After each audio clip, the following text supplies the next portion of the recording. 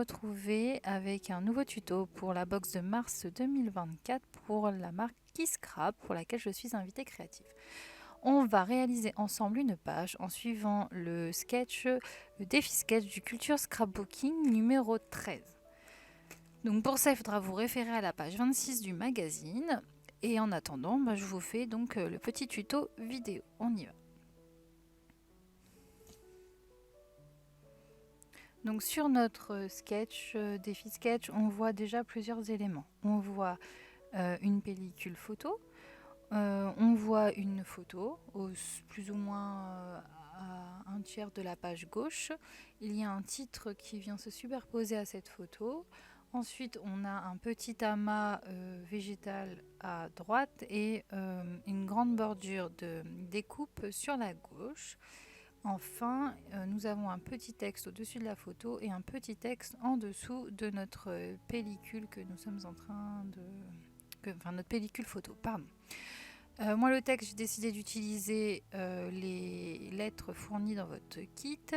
Et la page aussi, c'est la page plutôt couleur crème que vous allez pouvoir utiliser. Ensuite, Karen vous a glissé une planche d'autocollant, étiquette autocollante des ateliers de Karine. C'est une de ces étiquettes-là que je place au-dessus de ma photo.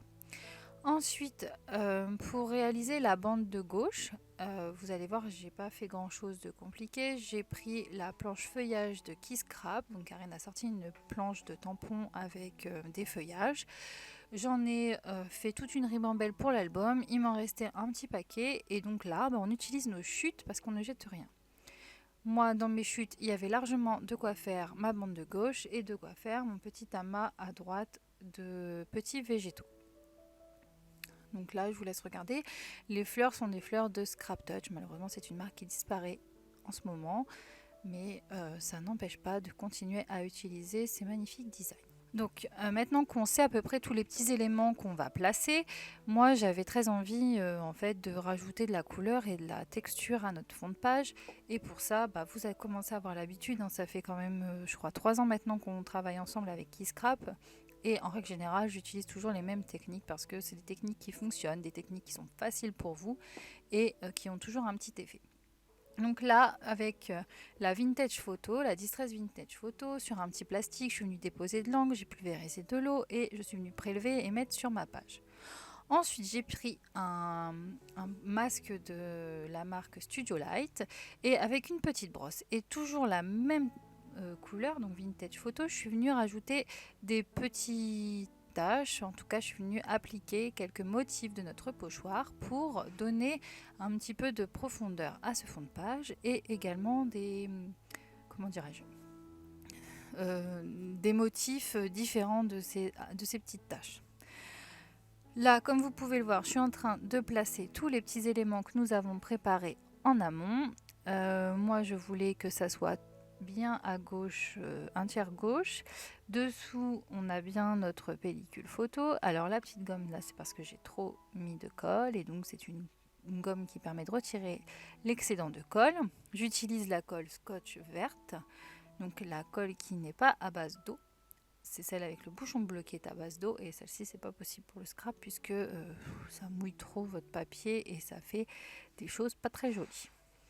Ensuite, toujours dans la planche de chez Scrap Touch, je prends le texte qui était inscrit dessus et qui raconte une petite histoire du bonheur de mémoire. Ensuite, on vient déposer les fleurs, les feuilles, et on monte en fait exactement ce qu'on avait commencé à préparer tout à l'heure. Simplement, on colle et on assemble.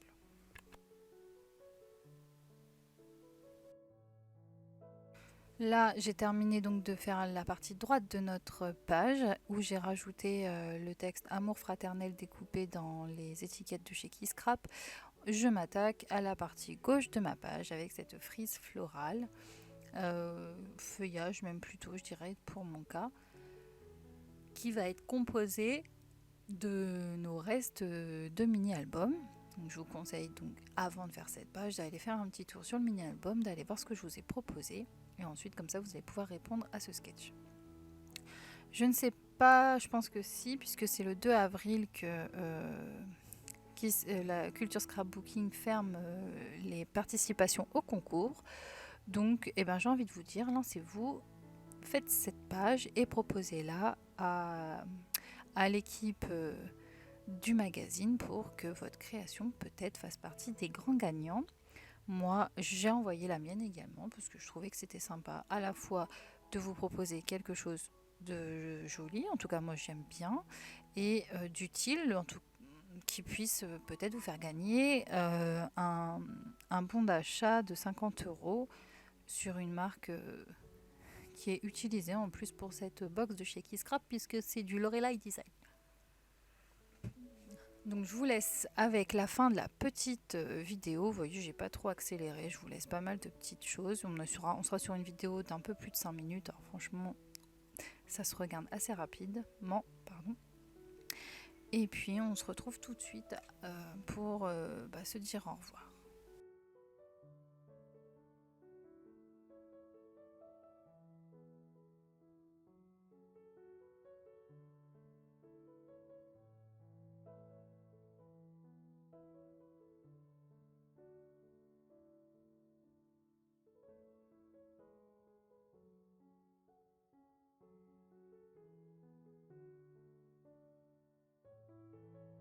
Alors, on arrive à la fin de cette page, j'espère que ça vous aura plu. Là, je suis en train simplement avec une feuille de brouillon de rajouter de la colle aux endroits où il en manquait.